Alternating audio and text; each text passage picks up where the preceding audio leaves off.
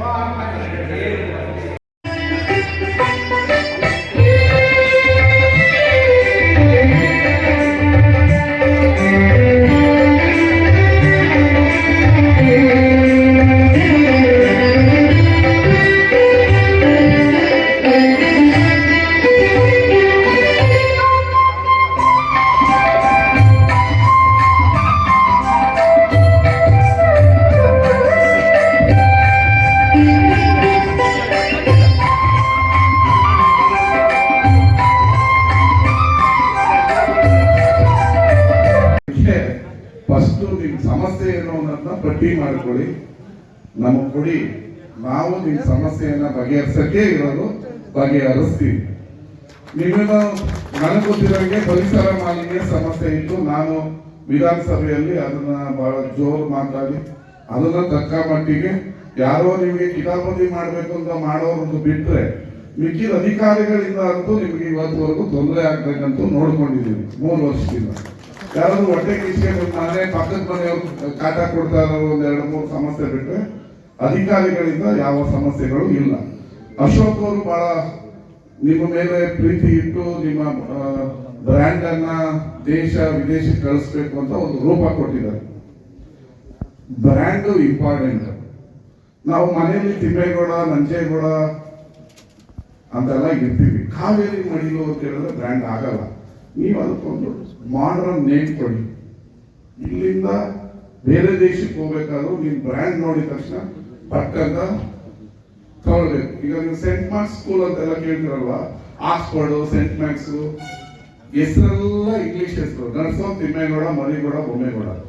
ಯಾಕೆ ಅದನ್ನು ಇರ್ತಾರೆ ಅಂತಂದ್ರೆ ಎಜುಕೇಶನ್ ಬ್ರಿಟಿಷ್ ಕಾಲದಲ್ಲಿ ಚೆನ್ನಾಗಿತ್ತು ಅಂತ ಹೇಳಿ ನೀವು ತಿಮ್ಮೇಗೌಡ ಮೆಮೋರಿಯಲ್ ಸ್ಕೂಲ್ ಅಂತ ಹಾಕಿ ಯಾರು ಸೇರ್ತಾರೆ, ಅತಿ ಹೆಚ್ಚು ಚೆನ್ನಾಗಿ ಟೀಚರ್ ಪಾಠ ಎಲ್ಲ ಮಾಡ್ತಾ ಇದ್ದಾರೆ. ಅದನ್ನ ಬೋರ್ಡ್ ತಂದು ಆಕ್ಸ್ಫರ್ಡ್ ಅಂತ ಹಾಕಿ ನಮ್ಮ ಮಕ್ಕಳನ್ನೆಲ್ಲ ಸೇರಿಸ್ತಿದ್ದಾರೆ. ಮೆಂಟಾಲಿಟಿ ಆ ತರ ಇದೆ.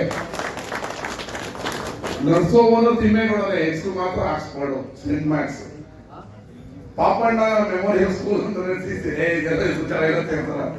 ಪಾಪಣ್ಣ ಅದನ್ನೇ the London school of Gopalpur ಅಂತೇಳಿ ಸೇರಿಸ್ತಾರೆ.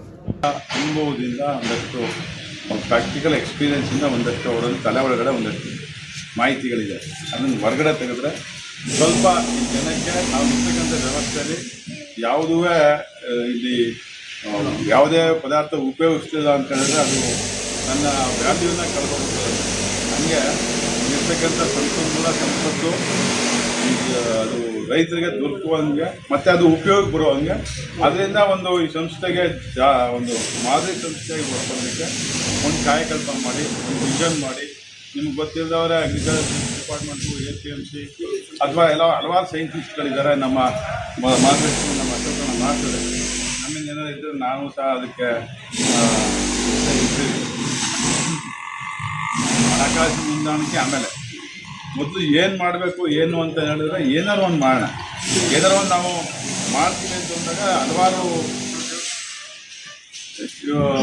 ಕಂಪ್ನಿಗಳು ಮುಂದೆ ಬಂದು ಸಹಾಯ ಮಾಡ್ತದೆ. ಅದಕ್ಕೆ ಒಂದು ಬದ್ಧತೆಯಿಂದ ಯೋಚನೆ ಮಾಡಿ ಒಂದು ವಿಷನ್ ಇರಲಿ ನಿಮಗೆ. ನಾವೊಂದು ವಾದಿಯಾದಂಥ ನಮ್ಮ ವಿಷನ್ ತಗೊಳ್ಳಿ, ನಿಮ್ಮ ಇದರಲ್ಲಿ APMC ಅಡಾಪ್ಟ್ ಮಾಡಿ ಅದಕ್ಕೇನು ಬೇಕು ಪೂರ್ಣ ಪ್ರಮಾಣದಲ್ಲಿ ಸರ್ಕಾರದ ಜೊತೆ ನಾವಿರ್ತೀವಿ, ನಾವೆಲ್ಲ ಇರ್ತೀವಿ.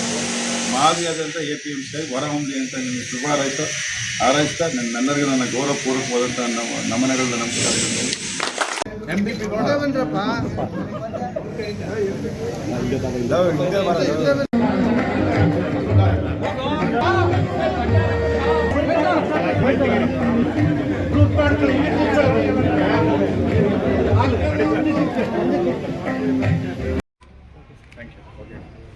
ಕಾನ್ಫರೆನ್ಸ್ ಅಂತ ಆಗ್ತದೆ.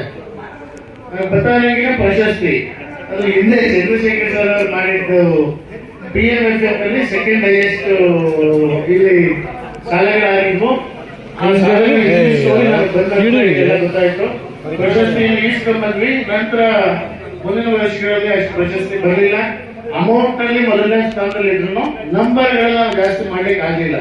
600, 700, 1000 ಅಷ್ಟು ಬೆಳಗಾಮು 1 ಲಕ್ಷ 2 ಲಕ್ಷ ಸಾಲ ತಗೊಂಡು ಸಂಘದವ್ರಿಗೆಲ್ಲ ಮಾಡಿದ್ದಾರೆ.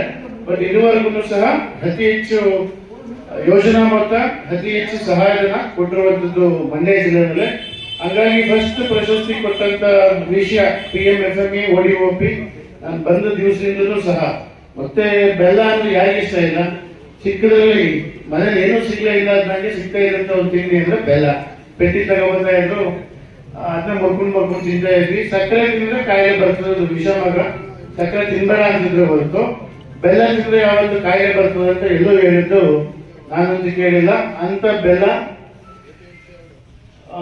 ಮಂಡಿಗೆ ಬಂದ್ಮೇಲೆ ಬೆಲ್ಲದ ಬಗ್ಗೆ ಏನೇನು ತೊಂದರೆ ಇದೆ, ಕಬ್ಬದ ಗದ್ದೆಯಲ್ಲಿ ಏನು ತೊಂದರೆ ಇದೆ, ಕಬ್ಬದ ಗುಣಮಟ್ಟದಲ್ಲಿ ಏನು ಸರಿಪಡಿಸಬೇಕಾಗಿದೆ, ಹಾಲಿನಲ್ಲಿ ಏನು ಮಾಡ್ಕೊಳ್ಳಿಕ್ಕೆ ಸಾಧ್ಯ ಇದೆ, ಎಲ್ಲನೂ ಸಹ ಕಳೆದ 4 ವರ್ಷದಿಂದ ಏನೇನು ಉಳಿದಿದೆ ಎಲ್ಲೆಲ್ಲಿ ಚರ್ಚೆ ಮಾಡಿದೀವಿ. ಆಫೀಸಲ್ಲಿ ಚರ್ಚೆ ಮಾಡಿದೀವಿ, ಬೇರೆ ಟೀ ಕುಡಿಯೋ ಚರ್ಚೆ ಮಾಡಿದೀವಿ, ಓಡಾಟ ಟೂರ್ ಹೋಗಕ್ಕೆ ಚರ್ಚೆ ಮಾಡ್ತಾ ಇದೀವಿ. ಅನ್ಕೊಂಡದೆಲ್ಲನೂ ಸಹ ಮಾಡ್ಲಿಕ್ಕೆ ಹಲವಾರಿದ್ದಾವೆ.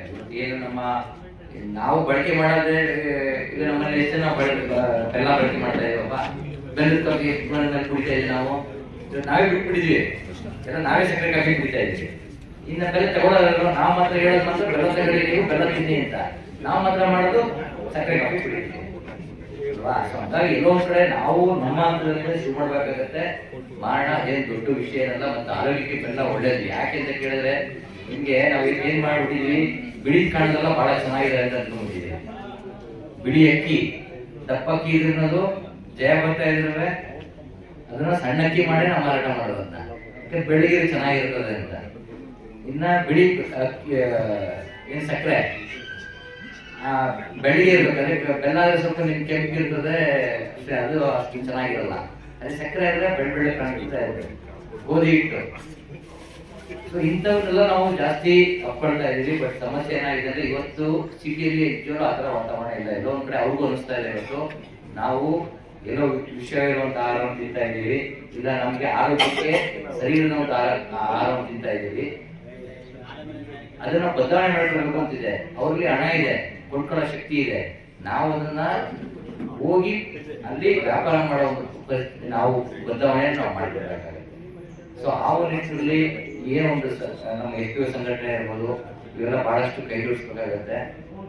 ಜೊತೆಗೆ ಬೆಲ್ಲದ ಬಗ್ಗೆ ಬಂದಾಗ ನಾನು ನಿನ್ನೆ ಶಿಕ್ಷಕರು ಅದೇ ಚರ್ಚೆ ಮಾಡ್ತಾ ಇದ್ದೆ. ಆಯ್ತಪ್ಪ, ಇವತ್ತು ನಾವು ಬೆಲ್ಲನ ನಾವು ಹೆಚ್ಚಿಗೆ ಪ್ರಚಾರ ಮಾಡಬೇಕು, ಅದಕ್ಕೆ ಮಾರುಕಟ್ಟೆಗೆ ಮಾಡ್ತಾ ಇದೀವಿ. ಎಲ್ಲೋ ಒಂದ್ ಕಡೆ